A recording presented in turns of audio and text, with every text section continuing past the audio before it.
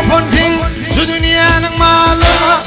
Doğum kardeşten ayrılıp düştüm azarım olma. Rüstem ettin Süleyman Hanım hayal dünyada.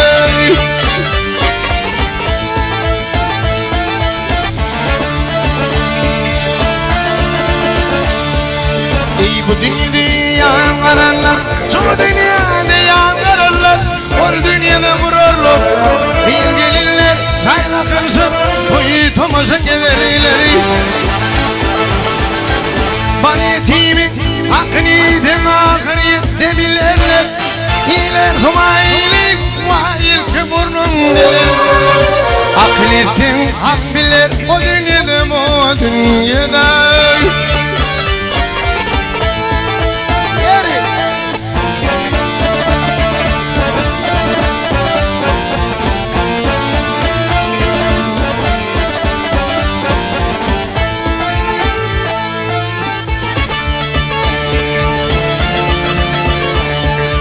Bir fakir Hudaya yalvar, ay bir fakir Hudaya yalvar, minde perdet yoktu, yine bir kıydım bana, minde oğul yok diyor.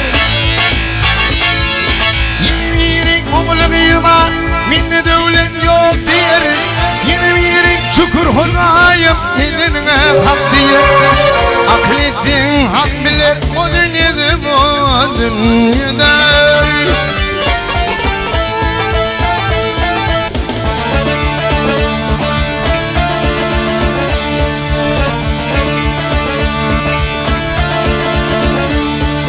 Kirpahir Hudaya yalvar,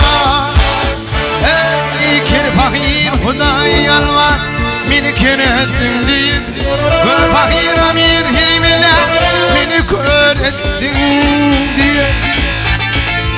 Bana her bir yalkını tanır, beni har ettin deyip, altın bunu ey Hudayım, beni kâr ettin diye. Dokuzunu düdüğüm edip var mı dünyada?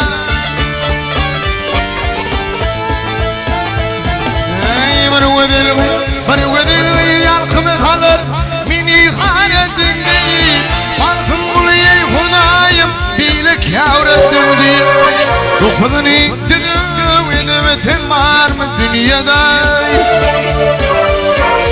Bu dünyada peygamberlik bari ötüyor.